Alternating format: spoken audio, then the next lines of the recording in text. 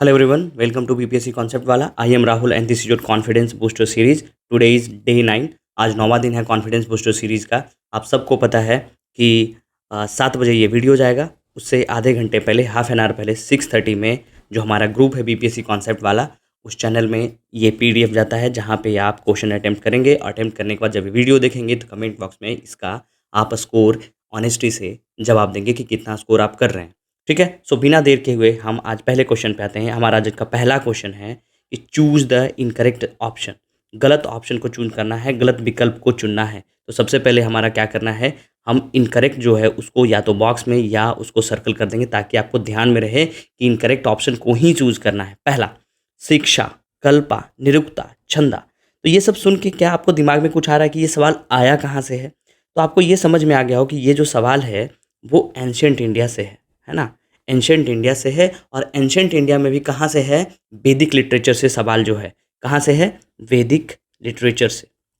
अगर हम वैदिक लिटरेचर की बात करें, अगर हम सबसे पहले बात करते हैं कि अगर वैदिक लिटरेचर की, वैदिक एज की, तो वैदिक एज का जो टाइमलाइन है वो क्या है? वो है 1500 BC से लेके 600 BC तक। यही है वैदिक एज के। तो वैदिक एज में क्या क्या पढ़ना था? जो वैदिक एज में जो लिटरेचर था उसमें हम क्या क्या पढ़े थे?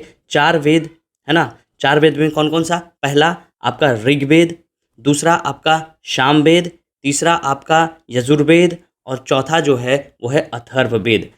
ऋग्वेद में क्या था कि 1028 हाइम्स थे, मंत्र थे। वो किसके लिए था? कि भगवान को जब वो सुनाएंगे तो वो क्या होगा? भगवान की प्रशंसा में है और वो खुश होंगे और वो आशीर्वाद देंगे। और ये जो ऋग्वेद है वो क्या है? एक वर्ल्ड हेरिटेज भी है। ठीक है। दूसरा जो हमारा है सामवेद, उसमें क्या है? म्यूजिक के बारे में, कि ये जो हाइम्स थे, वो जो मंत्र थे, उसका उच्चारण कैसे करेंगे, किस तरीके से गाएंगे, है ना। आप सुने होंगे शिव तांडव, तो उसका एक तरीका होता है गाने का, तो वही क्या है? उसका ये म्यूजिक देगा। उसका जो यजुर्वेद है, यजुर्वेद में क्या था? रिचुअल्स एंड सेरेमनीज के बारे में था कि कोई भी जो मंत्र है वो कब उच्चारण करेंगे, समय क्या होगा।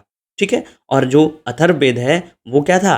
कि म्यूजिकल चार्म्स, स्पेल्स की कोई मंत्र जाप के आपका रोग ठीक कर देंगे। इसी में और क्या है? आयुर्वेदा भी लिखा हुआ है कि आयुर्वेद में कि डिजीज को कैसे ठीक कर सकते हैं, ये सब है। ये तो हो गया 4 वेद। 4 वेद के बाद हम क्या पढ़े थे? कि ब्रह्मनाज, जो क्या था? कि जो वेद था उसी पे कमेंट्री था ब्रह्मनाज में। ब्रह्मनाज जो था वो क्या था? कि जो वेद था उसी पे कमेंट्री था कि ये जो वेद है उसको आसान भाषा में करके लिखा गया था। वो क्या था? ब्रह्मनाज था। एक और क्या पढ़े होंगे? अरण्यकाज, है ना। वो क्या था? कि फॉरेस्ट के बारे में, कि फॉरेस्ट पे कैसे होता है। और लास्ट में क्या था? उपनिषद, जिसको हम क्या कहते हैं? वेदांत। उपनिषद, जो क्या कहते हैं उसको? वेदांत। वेदांत, वेदांत। कितने उपनिषद से? 108 उपनिषद है अभी हमारे पास। ठीक है। उपनिषद या वेदांत का मतलब क्या होता है? कि अगर आपको नॉलेज लेना है, अगर आपको ज्ञान लेना है, तो you have to sit near the feet of the your teacher, your guru के चरणों में बैठ के ही, तो to sit near the feet of your guru. ठीक है। आपको पता है कि उपनिषद 108 है, उसी में एक उपनिषद है जिसमें क्या लिखा हुआ है? सत्यमेव जयते। सत्यमेव जयते। आपको बताना है कि वो कौन से उपनिषद में लिखा हुआ है। ठीक है। अब आते हैं वैदिक लिटरेचर पे। जो वैदिक लिटरेचर उसी को क्या कहते हैं? वेदांग। वेदांग का मतलब क्या होता है? कि लिम्स ऑफ वेदाज, है ना। उसी में 6 बुक था और उसी में ये जो 6 बुक है उसके बारे में दिया गया है कि वो क्या था? 6 बुक, शिक्षा, व्याकरण, छंद, निरुक्ता, ज्योतिष और Kalpa. So these are the 6 Vedas, Vedangas, है ना, लिम्स ऑफ वेदाज। तो व्याकरण का मतलब क्या होता है? कि जो संस्कृत में ग्रामर होता है, संस्कृत ग्रामर के बारे में लिखा हुआ था वो, संस्कृत ग्रामर के बारे में। ठीक है। छंद में क्या था? कि अगर आप कोई पोएट्री लिखते हैं, है ना, तो उसका रूल क्या होगा, है ना, रूल्स ऑफ पोएट्री, लिखने का पोएट्री का रूल क्या होगा। ठीक है। अगर बात करें निरुक्ता की, तो निरुक्ता क्या होता है? ये डील्स करता था कि कोई भी शब्द अगर आप नया शब्द लेके आ रहे हैं तो उसका ओरिजिन क्या होगा, इटिमोलॉजी क्या होगा। So it deals with etymology, etymology of words. ठीक है। ज्योतिष तो आप जानते हैं, एस्ट्रोनॉमी या एस्ट्रोलॉजी, है ना, कि भविष्यवाणी जो बताना, वो ज्योतिष होता था। उसका देखिए कल्पा। कल्प का मतलब क्या होता है? कि जो वेद का सेरेमनीज होगा, रिचुअल पार्ट ऑफ वेदास। ठीक है। कि वेद को कैसे पढ़ेंगे, किस समय पढ़ेंगे, क्या क्या नहा के पढ़ेंगे, तो वो सब कल्पा में था। और last but not the list, शिक्षा। शिक्षा में क्या था? कि फोनेटिक्स, कि किसी शब्द को कैसे बोलेंगे उसके बारे में ये था फोनेटिक्स। अब आपको ये सवाल तुरंत लग जाएगा कि शिक्षा शिक्षा क्या था, डील्स विथ संस्कृत ग्रामर? नहीं, ये डील क्या करता था, फोनेटिक्स के साथ डील करता था, है ना, इट डील्स विथ फोनेटिक्स। ठीक है, तो ये तो गलत हो गया। अगला क्या था, Kalpa, ceremonies and ritual part of Vedas, true, red pen ले रहे हैं। Nirukta, deals with etymology of word, true. Chhanda, rule of poetry, सही। तो हम लोग को चूज क्या करना था, इनकरेक्ट। तो इसमें इनकरेक्ट कौन है, शिक्षा। इस शिक्षा जो था वो फोनेटिक्स पे बात करता था। कल्प जो था वो वेदों के अनुष्ठानों और विधियों पद्धतियों पे संबंधित है। जो निरुक्त है वो क्या है, संसार या ब्रह्मांड की व्युत्पत्ति से संबंध करता था, एटिमोलॉजी ऑफ वर्ड से बात करता था। और जो छंद है वो काव्य या कविता के नियमों से संबंधित था। अब हम चलेंगे अगले सवाल पे। हमारा जो अगला सवाल है कि in which dynasty Vidyapati served as court poet. Mithila के महान कवि विद्यापति किस वंश में दरबारी कवि थे? अब दरबारी कवि थे तो वो किस वंश में थे, ये कैसे पता चलेगा? आप जब मिडाइवल हिस्ट्री ऑफ बिहार पढ़ेंगे, है ना, मिडाइवल हिस्ट्री ऑफ बिहार जब पढ़ेंगे तो इनका जिक्र आएगा। और इनका जिक्र कब आएगा आपको, जब जब ये हमारा जो बिहार है, इस तरीके से अगर देखेंगे बिहार है ये, तो यहाँ से जो रिवर गंगा बहती ऊपर का जो पार्ट था ये मिथिलांचल हुआ करता था। यहाँ पे 2-3 रूलर आए। सबसे पहला जो रूलर आते हैं वो आते हैं कर्नाट के आते हैं ओहिनवार, और ओहिनवार के आते हैं खंडवाला। खंडवाला जो है इन्हीं को क्या बोलते थे, राज दरभंगा को ही खंडवाला डायनेस्टी बोलते थे, दरभंगा को ही। ओहिनवार को क्या बोलते थे, सगौना बोलते थे, सगौना। ठीक है, तो वो जो विद्यापति थे वो सगौना या ओहिनवार डायनेस्टी में ही थे। ठीक है, हम थोड़ा सा आपको बता दे रहे हैं कि कर्नाट का शुरुआत कहाँ से होता है। कर्नाट का जो शुरुआत होता है वो मल्लदेव के द्वारा शुरू किया जाता है, सॉरी नान्यदेव के द्वारा। नान्यदेव ये इसके फाउंडर हैं कर्नाट डायनेस्टी के। कहा जाता है कि इनका जो डिफरेंट हिस्टोरियन डिफरेंट बात बोलते हैं कि कोई त्रिपुरा के ये वंशज थे, कोई कहते हैं कि चोल वंश के थे, तो वो डिस्कशन का चीज़ है। बट इन नान्यदेव ने शुरू किया। अब नान्यदेव के 2 बेटे, एक थे मल्लदेव और दूसरे थे गंगदेव। तो जो मल्लदेव थे और गंगदेव जो थे वो इंपॉर्टेंट इसलिए हो जाते हैं कि गंगदेव पंचायती राज सिस्टम इंट्रोड्यूस करते हैं अपने साम्राज्य में।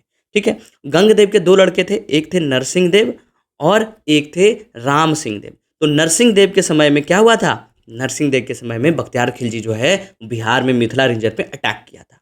ठीक है, और ये लोग क्या किए थे, अटैक किया तो बोले कि हम ठीक है आपको नजराना देंगे, और इस तरह करके वो अपने जो साम्राज्य था उसको बचा लेते हैं। और जो कर्नाट के लास्ट रूलर होते हैं हरसिंह देव, वो सबसे अंतिम राजा होते हैं। उसके बाद उन्हीं के कोर्ट में पुजारी हुआ करते थे, जिनके बेटे थे कौन, कामेश्वर ठाकुर, है ना, कामेश्वर ठाकुर सिंह नहीं, क्योंकि ये तो थे राजपूत वाला। ओहिनवार जो थे ये पंडित लोग आ जाते हैं, ब्राह्मण लोग। तो कामेश्वर ठाकुर है वो शुरू करते हैं ओहिनवार डायनेस्टी। और इन्हीं के कोर्ट में इन्हीं के बाद जो 2 राजा होते हैं शिव सिम्हा और लक्ष्मा देवी, उन्हीं के कोर्ट पोएट थे विद्यापति। अगर विद्यापति की बात करें तो ये जो है वो विद्यापति, ये महान लिटरेचर में इनका बहुत दिग्गज रहा। कि सोचिए कि जिसको रविंद्रनाथ टैगोर जैसा आदमी फॉलो करता है, भक्ति मूवमेंट में ये राधा कृष्णा पे बहुत सारा गाना वाना लिखे थे, तो वो भक्ति मूवमेंट में बहुत चला। ठीक है, तो इनको ये मैथिली ब्राह्मण थे विद्यापति, मैथिली ब्राह्मण। ठीक है, और इनको अभिनव जयदेव भी कहते हैं, अभिनव जयदेव मतलब नया जयदेव थे, अभिनव मतलब नया, इनको अभिनव जयदेव भी कहते हैं। ठीक है, और शिव सिम्हा का डेथ के बाद उनकी पत्नी बनती है क्वीन, है ना, लखीमा देवी फेमस इसलिए होती है क्योंकि उस समय की अकेली ये वीमेन रूलर हुआ करती थी। ये 12 साल तक रूल करती है। तो जो शिव सिम्हा थे वो मंदिर बहुत इंफ्रास्ट्रक्चर बहुत बनाते हैं। बाद में इनके डेथ के बाद इनकी जो वाइफ लखीमा देवी होते हैं वो भी इसको कंटिन्यू करती है। तो that's why she was famous. और ये ओहिनवार डायनेस्टी से थे। तो और इनका कुछ राइटिंग्स के बारे में बता दें कि ये संस्कृत में भी लिखते हैं और ये मैथिली में भी लिखते हैं, मैथिली लैंग्वेज में भी लिखते हैं। तो मैथिली में इनका कुछ है कि पदावली, इनका बुक का नाम है पदावली, कीर्तिलता, कीर्ति पटाका, पुरुष परीक्षा। ठीक है, और संस्कृत में एक बहुत फेमस है, उसका नाम है भू परिक्रमा। ठीक है, ये पदावली है, कीर्तिलता, कीर्ति पटाका। ठीक है, तो ये ध्यान रखेंगे, एग्जाम में आ सकता है। तो अब ये आपको समझ में आ गया होगा। सेना डायनेस्टी जो था वो क्या था, विजय लक्ष्मण सेन जो थे, लक्ष्मण सेन, उनके द्वारा ये सेना डायनेस्टी, ये बांग्लादेश वाला रीजन जो था उस रीजन में रूल क्या करते थे, कर्नाट के समय में। कर्नाट के ये कंटेम्प्रेरी थे। तो विद्यापति जो थे वो ओहिनवार डायनेस्टी के समय में कोर्ट पोएट थे। और स्पेशली अगर बात करें तो किनके समय में, शिव सिम्हा और लक्ष्मा देवी के। अब हम अगले सवाल पे आते हैं। हमारा जो अगला सवाल है वो पूछ रहा है कि which part of constitution of India declares the ideals of welfare, है ना, आइडियल्स ऑफ वेलफेयर स्टेट, कि कॉन्स्टिट्यूशन का कौन सा पार्ट है जो वेलफेयर स्टेट, है ना, कल्याणकारी राज्य के आदर्शों को घोषित करता है ना। तो पहला क्या है कि 7th schedule, fundamental rights, DPSP, preamble को प्रस्तावना बोलते हैं। तो कौन सा है, तो वो क्या है, वो है हमारा डीपीएसपी, है ना, राज्य के नीति निर्देशक तत्व। इसको इंग्लिश में क्या बोलते हैं, directive principle of state policy, directive principle of state policy. इसके बारे में हम आपको बता दें ये कहाँ मेंशन किया हुआ है डीपीएसपी के बारे में। तो जी डीपीएसपी है ना, directive principles of state policy, ये कहाँ मेंशन किया हुआ है, जो डीपीएसपी है it is mentioned in part 4 of our constitution, part 4, ठीक है। इसमें कितने आर्टिकल हैं, सो आर्टिकल 36 से लेके 51 तक डीपीएसपी में लिखा हुआ है। तो क्या ये जब हम कॉन्स्टिट्यूशन बना रहे थे तो कहाँ से लिए थे, बोरो किए थे या खुद से सोचे थे, तो डीपीएसपी है वो बोरोड है, वो कहाँ से, आयरलैंड से। और आयरलैंड भी खुद नहीं सोचा था, ये भी कहाँ से बोरो किया था, वो स्पेनिश कॉन्स्टिट्यूशन से वो बोरो किया था, स्पेनिश कॉन्स्टिट्यूशन से। तो स्पेशली अगर देखा जाए जेनेसिस डीपीएसपी का कि directive principle of state policy वो कहाँ का जेनेसिस, तो वो है स्पेनिश, लेकिन स्पेनिश को आयरलैंड कॉपी किया और आयरलैंड से हम लोगों ने अपने कॉन्स्टिट्यूशन में उसको कॉपी किया, ठीक है। इसका पॉलिसी का मतलब क्या होता है कि जब भी कोई स्टेट, जब भी हमारे यहाँ जो मंत्री हैं या जो भी जो फॉर्मुलेट करते हैं पॉलिसी को या लॉ को, तो जब वो बनाए तो आपको दिमाग में ये ज़रूर रखना है कि ये स्टेट के बारे में, उसके वेलफेयर के बारे में होना चाहिए। जैसे अगर कोई आप पॉलिसी बना रहे हैं, कोई स्कीम बना रहे हैं, तो ऐसा नहीं कि आप बिहार को छोड़ देंगे या झारखंड को छोड़ देंगे, आपके दिमाग में होना चाहिए कि ये सबके लिए बराबर होना चाहिए। That is called directive principle of state policy. इसको बोलते हैं इंस्ट्रूमेंट्स ऑफ इंस्ट्रक्शंस, ठीक है, इंस्ट्रूमेंट ऑफ इंस्ट्रक्शंस। तो जब आप नाम से ही लग रहा है कि इंस्ट्रूमेंट ऑफ क्या है, इंस्ट्रक्शंस है, कि निर्देश दिए जा रहे हैं। और ये पहली बार गवर्नमेंट ऑफ इंडिया एक्ट 1935 में भी मेंशन किया गया था। तो ये क्या जस्टिसेबल होगा, जस्टिसेबल होगा नहीं, है ना, इन्फोर्सेबल होगा नहीं। क्यों, आप ये नहीं कह सकते कि हमको दो ही दो और आप सुप्रीम कोर्ट चले जाएंगे हमको नहीं मिला है। ये क्या है, ये बस एक बोला जा रहा है कि जब भी आप पॉलिसी या कोई लॉ बना रहे हैं तो आपको स्टेट के वेलफेयर के बारे में जरूर ध्यान में रखना पड़ेगा, ठीक है। इसका इंपॉर्टेंट आर्टिकल है आर्टिकल 39, इसमें क्या बात करते हैं, equal pay for equal work. फिर यह इंपॉर्टेंट है आर्टिकल 44 जो यूनिफॉर्म सिविल कोड के बारे में बात करता है। और आर्टिकल 50 जो है वो क्या मेंशन करता है कि separation of judiciary from the executive, है ना। और इसको जो डीपीएसपी को बोला गया था कि ये novel features of Indian constitution है, novel features of Indian constitution. ये किन्होंने बोला था आप बताएंगे, novel features of Indian constitution किनके द्वारा ये कहा गया था स्टेटमेंट, ठीक है, आप कमेंट करके जरूर बताइएगा। अब आते हैं हम अगला सवाल पे कि the great Victorian desert is in North America, Europe, Africa, Australia, कहाँ है ये। तो जैसे ही आप सोच रहे होंगे ग्रेट विक्टोरियन डेजर्ट के विक्टोरिया से आपको लग रहा हो कि अच्छा ये तो ब्रिटेन की बात की जा रही है, ब्रिटेन का मतलब यूरोप में होगा। लेकिन यहाँ आप क्या करेंगे, गलती कर देंगे। तो ग्रेट विक्टोरियन है वो कहाँ है, वो ऑस्ट्रेलिया में है, ठीक है। ये देखिए ऑस्ट्रेलिया का मैप है, ऑस्ट्रेलिया का कुछ डेजर्ट बताते रहे कि द ग्रेट विक्टोरियन डेजर्ट यहाँ पे है, गिब्सन डेजर्ट यहाँ पे है, ठीक है, सिम्पसन डेजर्ट यहाँ पे है। इस तरीके से यहाँ पे दो रिवर बहुत फेमस है, डार्लिंग और मुरे, ये दोनों मिलती है और ये जाके यहाँ गिर जाती है। तो ये सब ध्यान रखेंगे, ये ग्रेट डिवाइडिंग रेंज है, ठीक है। और अगर हम बात करें नॉर्थ अमेरिका का कुछ डेजर्ट्स का, नॉर्थ अमेरिका का, तो कौन कौन सा है आप पढ़े होंगे, the great basin, the great basin वहाँ का डेजर्ट है ना। मोजारे सुने होंगे, मोजावे। उसके बाद आप चिहुआन पढ़े होंगे, चिहुआन, है ना, सोनरन पढ़े होंगे, ठीक है। उसका बाद अफ्रीका का बात करें तो अफ्रीका में तो इन नंबर ऑफ डेजर्ट्स हैं। सबसे जो इम्पोर्टेंट है वो क्या है, सहारा, नामीबिया है ना, कालाहारी, सॉरी नामीबिया तो नामीबिया, हाँ, डैनाकिल्स आप सुने होंगे, डैनाकिल्स प्लेन्स, है ना, वो जहाँ बहुत कलरफुल टाइप ऑफ मिट्टी मिलता है। कालाहारी पढ़े होंगे। नामीबिया तो आप साउथ अमेरिका चले गए। और ऑस्ट्रेलिया के बारे में आपको बता ही दिए हम, ठीक है, यूरोप में है, यूरोप का कोई डेजर्ट का आप नाम बताइए, आप कमेंट करके बताइएगा। ठीक है, हम चलते हैं अगले सवाल पे कि chemical formula of mustard gas. जैसे ही मस्टर्ड गैस आए, है ना, मस्टर्ड गैस का रासायनिक सूत्र के बारे में, तो आपको समझ में तुरंत आना चाहिए कि अच्छा मस्टर्ड गैस कहाँ यूज किया गया था। तो ये वर्ल्ड वॉर फर्स्ट में यूज किया गया था और ये कार्सिनोजेनिक इन नेचर होता है, मतलब इससे कैंसर होता है, कैंसर फैलता है। ठीक है, तो इसका जो फॉर्मूला है वो क्या है, इसको हम क्या बोलते हैं, C4H8Cl2S, इसको हम बोलते हैं सल्फर मस्टर्ड भी बोलते हैं, सल्फर मस्टर्ड। तो बाकी तीन क्या क्या है उसको भी देख लेते हैं। C10H5Cl2 है, ये क्या है, ये है tear gas, tear gas, tear gas को CS गैस भी बोलते हैं, है ना, अगर बहुत, इसको साइनोकार्बन भी बोलते हैं। और C10H5Cl2 को क्या बोलते हैं, 2-क्लोरोबेंजीनामालोनाइट्राइल, है ना, 2-क्लोरोबेंजीनमालोनाइट्राइल। ठीक है, अब ये है CaOCl2, आपको नहीं लग रहा है ये पढ़ा पढ़ा है आपका, है ना, इसको क्या बोलते हैं, कैल्शियम हाइपोक्लोराइट, हाइपोक्लोराइट, जिसको हम क्या बोलते हैं, bleaching powder, bleaching powder. Last KaISO4 का होल टू 12H2O, ये क्या है, ये है पोटेशियम एल्यूमिनियम सल्फेट, इसको क्या बोलते हैं, एलम, है ना, फिटकिरी। अभी तो हम लोग आफ्टर शेव और ये सब यूज करने लगे हैं, पहले अभी से 20 साल पहले चले जाएगा तो सबके घर में एक ऐसा टुकड़ा रहता था सफ़ेद का, जिसको मिश्री समझ के हम लोग खा जाते थे, वो क्या होता था, फिटकिरी, एलम उसी को बोलते थे, वही क्या था, ये एलम या पोटेशियम एलम जिसको बोलते हैं वही था ये। ठीक है, तो ये समझ में आ गया, ये सल्फर मस्टर्ड है जो वर्ल्ड वॉर 1 के समय में यूज किया गया था, अटैक किया गया था, और ये कार्सिनोजेनिक इन नेचर होता है।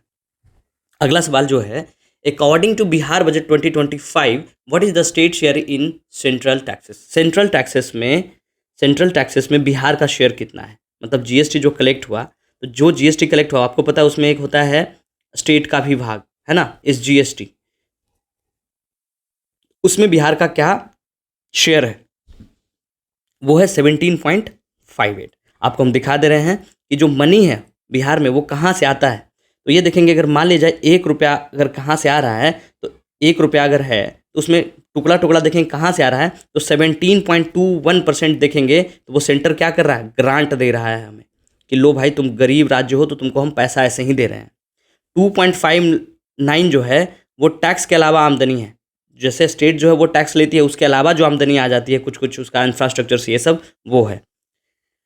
18.77 वो यहाँ का अपना टैक्स से इनकम होता है। 17.58 जो है वो हिस्सेदारी किस में है, सेंट्रल टैक्सेस में, सेंट्रल टैक्सेस में। और हमारा पे कर्ज कितना है, 0.17 कर्ज की वसूली करने पे, है ना, हम किसी को कर्ज दिए हुए हैं उस पर वसूली जो करते हैं उससे कितना है, 0.17%, ये वाला पार्ट। और 43.68 जो है वो हम पब्लिक से कर्ज लिए हुए हैं बिहार में। ठीक है, ये तो है कि कहाँ से आया पैसा। अब हम पैसा खर्च कहाँ कर रहे हैं, वहाँ देखेंगे कि परियोजनाओं के निवेश में, है ना, कोई स्कीम है उसके निवेश में 0.01, जितना भी हमारा बजट है, बजट कितने का पेश किया गया था इस बार, 3,16,895.02 करोड़ का, है ना, 316, याद रखिएगा 316,895.02 करोड़ का हम इस बार बजट पेश किए हैं। बजट क्या होता है कि अगले साल हम कितना पैसा खर्च करेंगे उसके बारे में बताना होता है, फोरकास्टिंग है, ये अभी है नहीं, आपको रियल डेटा किसमें पता चलेगा, सर्वे में। लेकिन बजट क्या हुआ कि आने वाले साल में, आने वाले फाइनेंशियल ईयर 2025-2026 में हम कितना पैसा खर्च करेंगे। तो 2024-25 में कितना था, उसमें था 2,78,725.72 करोड़, है ना। तो देखेंगे कि वृद्धि कितना है, तो जो वृद्धि है हमारा वो है 38,169.30 करोड़ का क्या किए हैं, हम वृद्धि किए हैं वित्तीय वर्ष से, लास्ट ईयर से। ठीक है, तो हमारा परसेंटेज इंक्रीज कितना हो गया, ये तो निकालने का चीज़ है, तो वह 13.69% का हम क्या किए हैं, अपने बजट में इंक्रीज किए हैं, ये एग्जाम में आ सकता है। 13.69% की बढ़ोतरी की गई है। ठीक है, तो जो 7.2% है वो लोगों को जो कर्ज यहाँ से हम लेके जो ले रहे हैं वो उसको तो लौटाना भी पड़ेगा, तो 7.2% हम लौटाने में खर्च कर रहे हैं। 0.49% जो है वो ऋण भुगतान करने में खर्च कर रहे हैं। 28.94 जो सामान्य सेवाएं हैं, एडमिनिस्ट्रेटिव वर्क्स हैं, उसमें सैलरी हो गया, ये सब में जो खर्च होता है उसमें खर्च किया जा रहा है।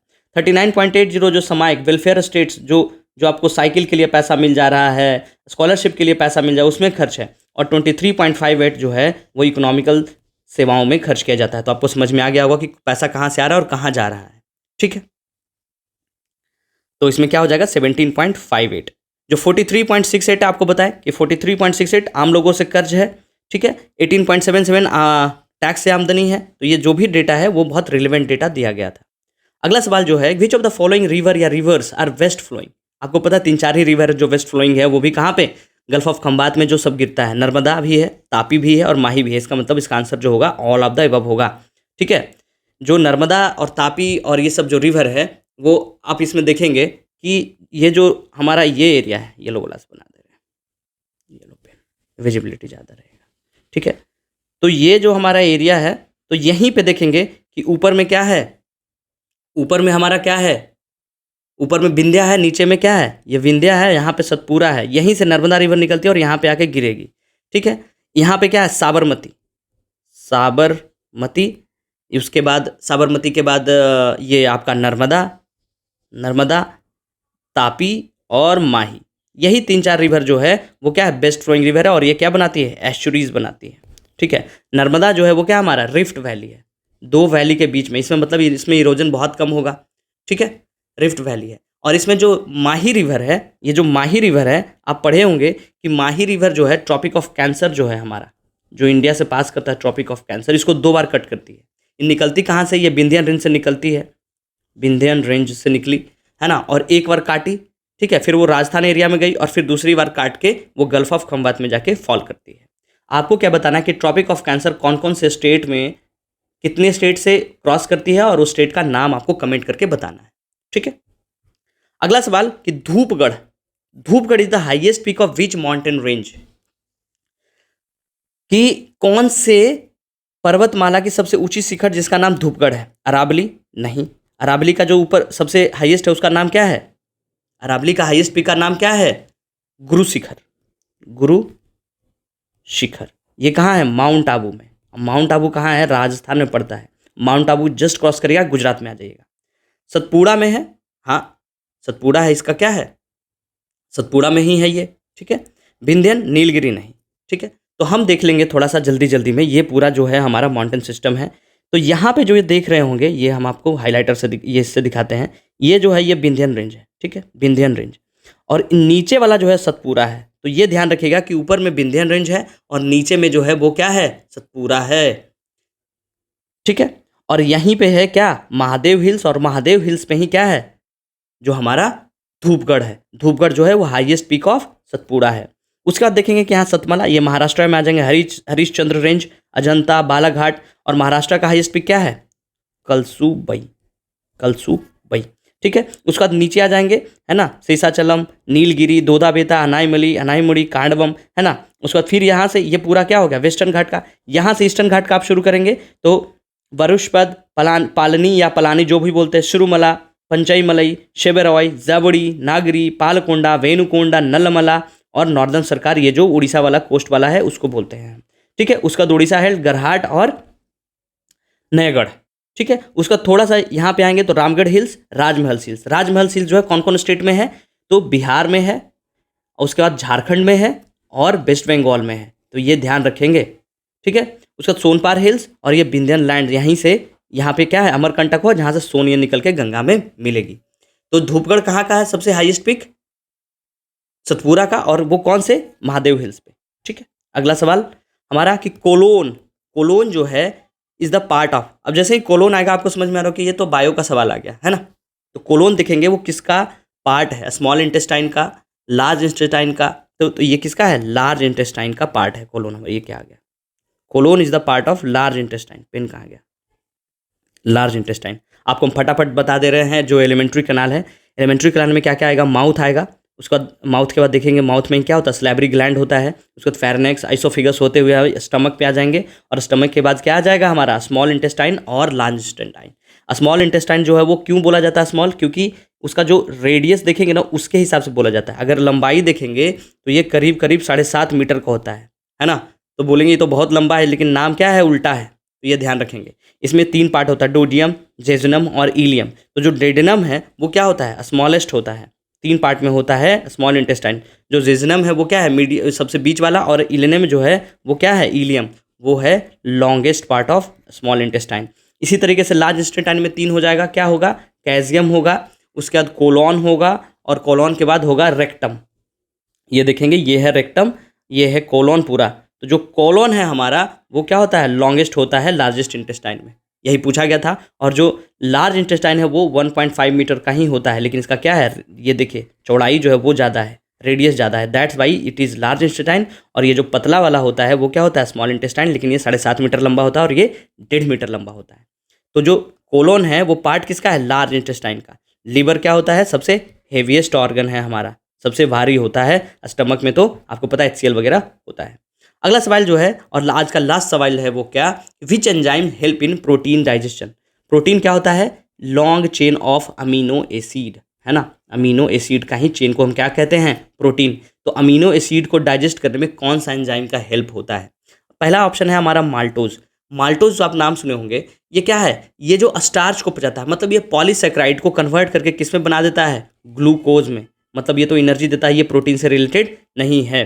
दूसरा क्या है हमारा रेनिन। रेनिन जो एंजाइम है वो तो ह्यूमंस में पाया ही नहीं जाता है, मतलब ह्यूमन बॉडी में पाया नहीं जाता, ये किस में पाया जाता है, ये पाया जाता है एनिमल्स में, एनिमल्स में। इसको और क्या बोलते हैं, इसको चाइमोसिन बोलते हैं, चाइमोसिन बोलते हैं, चाइमोसिन एंजाइम। क्यों, क्योंकि ये क्या करता है, ये जो सेलुलोज है उसको पचाता है, इसलिए ये एनिमल में पाया जाता है, ह्यूमंस में एब्सेंट होता है। ठीक है, अगला जो है पेप्सिन। पेप्सिन जो है वो क्या है, प्रोटीन डाइजेस्ट करवाता है, प्रोटीन डाइजेशन में हेल्प कौन करता है, पेप्सिन। और लास्ट में जो है वो क्या है, टाइलिन। टाइलिन कहाँ पाया जाता है, ये सलाइवा में पाया जाता है, हमारा जो मुंह में जो लिक्विड होता है ना, वो है सलाइवा। जो इसको और क्या बोलते हैं, टाइलिन को क्या बोलते हैं, सलाइवरी अमाइलेज बोलते हैं, सलाइवरी अमाइलेज। ठीक है, अगर हम बात करें सलाइवा का, तो सलाइवा का पीएच क्या होता है, 6.92 से 7.25, तो स्लाइट बेसिक स्लाइट एसिडिक। ठीक है, क्या होगा आप बताएंगे कि इसका नेचर क्या होगा, एसिडिक होगा या बेसिक होगा, है ना, आपको पता होगा। चलिए हम ही बता देंगे, तो आपको बताएंगे कैसे, आप बताइएगा कमेंट करके। ठीक है, सो आज का यहाँ पे देखेंगे कि कार्बोहाइड्रेट है, उसमें अमाइलेज, सुक्रोज, मॉल्टेज, लैक्टोज, ये शुगर में कन्वर्ट कर देगा। ठीक है, प्रोटीन जो है pepsin, trypsin and peptide amino acid में कन्वर्ट करेगा, और फैट जो है लाइपेज जो है वो फैटी एसिड में कन्वर्ट करेगा। सो आज का जो हमारा जो CBS था डे 9 वो ख़त्म हुआ। आप स्कोर अपना ज़रूर बताएंगे। ठीक है, बाकी कोई दिक्कत हो इन नंबरों पे कांटेक्ट कर सकते हैं। खूब अच्छे से पढ़िए, और सबसे इंपॉर्टेंट बात है डरना वरना नहीं है। आपको भी लग रहा हो कि सब भूल रहे हो, कुछ नहीं भूल रहे हैं, सब आता है, आपको सब कुछ पता है। सो खूब अच्छे से पढ़ाई करिए, खूब अच्छे से मेहनत करिए, और कोई दिक्कत होता है तो कांटेक्ट करिए, और अपना स्कोर जरूर बताइए कि आपका स्कोर क्या आ रहा है ना, आप कैसे स्कोर कर रहे हैं, और जहाँ गलती कर रहे हैं कि कौन से सब्जेक्ट में। आपको देखे होंगे कि आपको हर सब्जेक्ट से 1-2 सवाल मिल जाएगा, तो जो सब्जेक्ट में आपको गलती हो रहा है ना, फॉर एग्जाम्पल आप बायो में गलत कर रहे हैं, केमिस्ट्री में गलत कर रहे हैं, मॉडर्न में गलत कर रहे हैं, या एंशिएंट में गलत कर रहे हैं, तो उसको एक बार फटाक से आधे घंटे में रिवाइज कर लेना है। तो इस तरीके से पढ़ाई करिए, हम लोग फिर मिलते हैं। Thank you so much.